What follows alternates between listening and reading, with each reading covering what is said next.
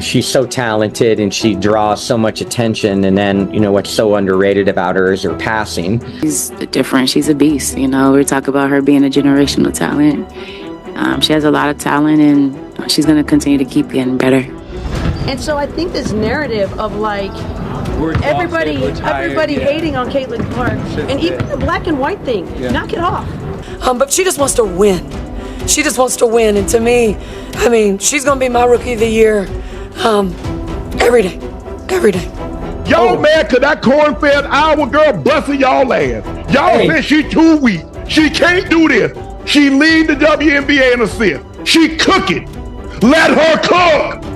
Let her cook! Caitlin Clark's entrance into the WNBA has sent shockwaves through the league, not just because of her jaw-dropping talent, but also thanks to her magnetic personality that continues to attract waves of new fans. As the league adapts to this rising phenomenon, teams are scrambling to find ways to slow her down. Spoiler alert, it's not going so well. With Clark dominating headlines, it's no surprise that WNBA head coaches are constantly fielding questions about her during press conferences. Most keep it diplomatic, steering clear of controversy, but even in their carefully chosen words, there's plenty to unpack. Their perspective is rare and revealing. These are the coaches tasked with building game plans specifically designed to contain Clark, and also the ones who face tough questions when those plans don't work out. So while you won't hear much shade thrown her way, you will hear the respect loud and clear. And make no mistake, that respect comes from first-hand experience. Because when you're trying to stop Caitlin Clark, you learn fast that she's not just hype, she's the real deal. Coaches across the WNBA know exactly why Caitlin Clark is racking up historic numbers in her rookie season. They've seen it up close. But that doesn't mean they're ready to hand her the crown just yet. Basketball coaches are a competitive bunch. They don't like losing, and they definitely don't like being told someone is unstoppable, especially someone they have to game plan against. So when they're asked about Clark, there's often a mix of admiration and quiet resistance in their tone. There's also a deeper layer to their cautious comments. A coach's job isn't just to design plays, it's to motivate their own team, and they know any praise they give Caitlin Clark will be echoed in their locker rooms. The last thing they want is for their players to feel overshadowed, or worse, think their coach is secretly rooting for the other side. At the same time, they're smart enough not to antagonize a player like Clark. Dismissing her with a smug soundbite could easily backfire and fuel her next big performance. That's why most coaches try to strike a careful balance, giving credit where it's due, but not going overboard. That sweet spot between respect and rivalry often depends on the personality of the coach. Some are more reserved, while others speak freely, especially those with impressive resumes of their own. Take Becky Hammon, for example, a 6-time WNBA All-Star, former league assist leader, and longtime assistant with the San Antonio Spurs. Hammon has earned the right to speak candidly.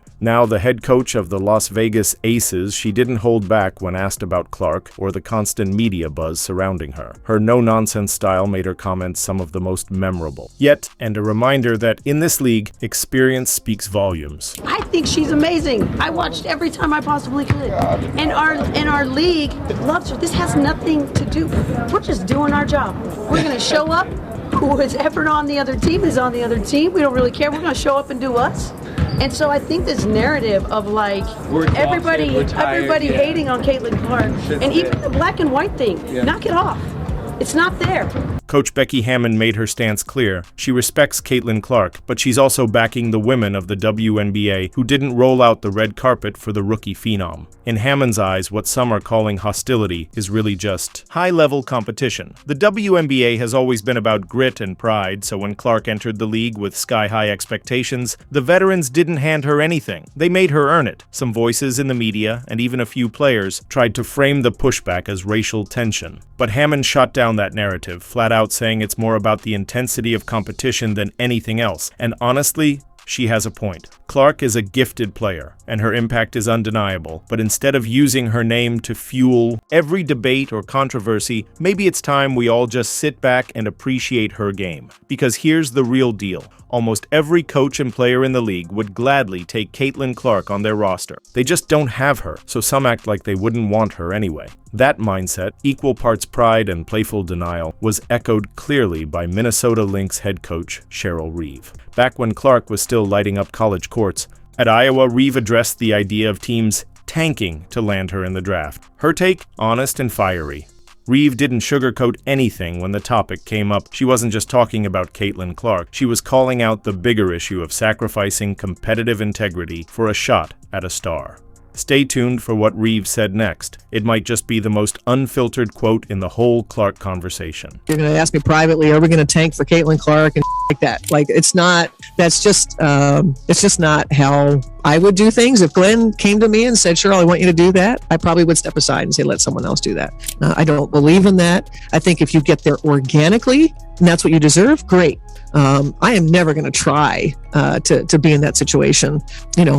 Caitlin Clark might make you want to lose every game, but not here. Cheryl Reeve's fiery take on tanking definitely struck a chord. While many coaches may quietly share her views, some felt she took it a little too far, especially by name-dropping both Caitlin Clark and a team owner, losing games on purpose. To snag a top draft pick is a shady tactic that rarely ends well, and while we can't say for certain that any struggling team deliberately threw games last season, it's fair to assume that a few didn't mind sliding in the standings, especially with a draft class as loaded as this one. Still, banking on. Rookie talent to instantly turn things around is risky. Even a generational player like Clark needs time to find her footing. That's why it wasn't shocking to see the Indiana Fever stumble early in the season, adjusting to the pace and pressure of the WNBA is no small feat, but as Clark grew more comfortable, the transformation began. The team started to click, and people noticed. One of those people was Stephanie White, a former Indiana Fever player herself, and now the head coach of the Connecticut Sun.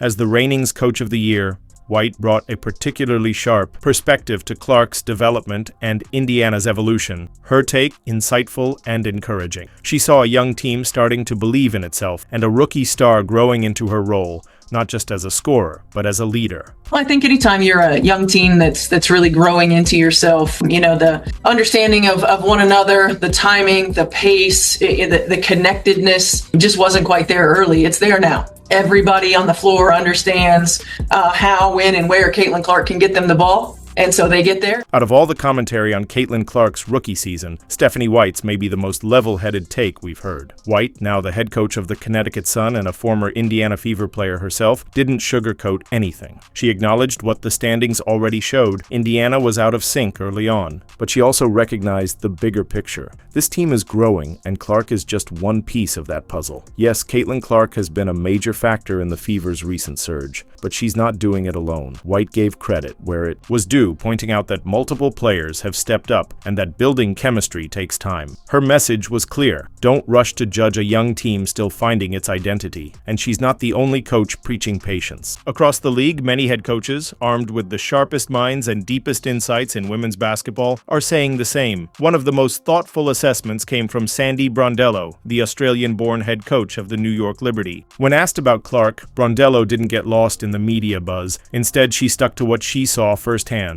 on the court during head-to-head matchups between the Liberty and the Fever. Her focus was on Clark's tangible growth, her improved decision-making, her fight through defensive pressure, and the way she's learning to adapt in real time. Brondello's words stood out not because they were flashy, but because they came from direct experience. Yeah, look, like she's a great young talent, and you have to remember that she's a young talent. She's coming into the WNBA for the first time. She's going to be a really good player. I know that much, but it's hard coming in as a number one. When's the last time a number one pick has come in and dominated from the start? And I think she's had some really good moments for sure. She had 20 in the first game, and you were able to keep her to single digits in that last game. But very capable, can't leave her open. So I think the whole game plan's around her, and she's going to be a player that will continue to grow because I think she's a quick learner. She's got high basketball IQ. So she's going to be okay. One thing that often gets overlooked in the Caitlin Clark conversation is the sheer weight of expectations she's carried into the WNBA. From being a college sensation to becoming the face of the draft and a media magnet, Clark's transition into the pros came with immense pressure. When you factor all that in, her performance so far becomes even more remarkable, especially when you realize she's facing the toughest defenses in the league. Coaches like Sandy Brondello are throwing everything they've got at her. Double teams, traps, switching schemes, and still, Clark finds ways to shine. It's becoming obvious. She's evolving. Her growth is visible game by game. The only thing no one can seem to figure out yet is just how high her ceiling might be, but don't think she's being handed anything. On the court or off it, Clark is earning every bit of her spotlight, and while she's already drawn admiration from across the league, there are still coaches who believe she can be slowed down. Count Los Angeles Sparks coach Curt Miller among them. After his team split a pair of games with the Indiana Fever, Miller didn't hold back. He praised Clark's talent and basketball IQ, but quickly balanced it with credit to his own team's defense. His comment had a dual purpose, acknowledging Clark's growing star power while reinforcing his belief in the defensive schemes that challenged her. It was a classic veteran coach move. Respect the rising star, but don't forget to tip your hat to your own squad. She's so talented and she draws so much attention. And then, what's so underrated about her is her passing. Tonight, she was able to get to the foul line a lot, which supplemented her offense. But, I thought we did a pretty good job both games on her, obviously. If you listen to Los Angeles Sparks coach Curt Miller, you might think Caitlin Clark barely made an impact. Despite Clark dropping 30 points in one game and nearly notching a triple-double in another, Miller stayed cool, almost too cool. Whether it's a masterclass in poker face or genuine conviction, he downplayed her performance, suggesting most of her scoring came from the free throw line. To him, that was evidence his defense did its job. Miller isn't alone in that approach. Across the league, several coaches are quick to spotlight their team's defensive effort while softening the shine of Clark's stat lines. It's become a bit of a post-game trend. Emphasize the grind, not the greatness, no matter what the scoreboard says. But perhaps no coach leaned into this strategy harder than Eric Thibault, the head coach and lead decision-maker for the Washington Mystics. After facing Clark, Thibault made it clear his loyalty was with his own squad. He didn't just credit the team defense. He name-checked individual defenders who matched up with Clark, praising their effort and execution. It's a reflection of the WNBA's fiercely competitive culture. While many quietly admire Clark's skills, they're just as determined to show their own players belong on that stage too. I think we did a pretty good job one-on-one. They started running her off more screens, and that's a little tougher. Didi's big, trying to navigate all those screens. I thought we did a pretty good job one-on-one. Ariel took a turn on her down the stretch too, trying to keep Ariel out of foul trouble a little bit early in the game. Hey, she makes a tough shot. We forced her into 8 turnovers, but she made some tough ass shots. So credit to Caitlin. Give coach Eric Thibault credit for standing up for his players, but let's be honest, he might be underselling Caitlin Clark just a bit. Anyone who's watched Clark for more than a few minutes knows she's not just running off screens and knocking down tough shots. She's the heartbeat of the Indiana Fever offense. Whether she's handling the ball or moving off it, she's dictating the flow of the game. Yes, the turnovers are there, but that's what happens when you're asked to do everything. Clark isn't just a scorer, she's one of the best playmakers in the league, constantly putting pressure on defenses, creating space, and keeping her teammates involved. Reducing her game to a few cherry-picked stats doesn't paint the full picture, and honestly, it's a disservice to what she's already doing as a rookie. What's also striking is how few WNBA coaches are openly acknowledging Clark's off-the-court impact. The spike in attendance, the influx of sponsorship dollars, the non-stop media buzz, much of it traces directly back to Caitlin Clark, yet most coaches facing her would rather talk X's and O's than her growing influence. But there's one exception: Dawn Staley, her college rival and head coach of South Carolina. After beating Clark and Iowa in the 2024 NCAA title game, Staley didn't just celebrate her own team. She took a moment to highlight Clark's role in elevating the women's game. It was a rare, refreshing bit of honesty in a sport that's often too proud to give credit where it's due. And sometimes that kind of recognition says more than any stat line ever could.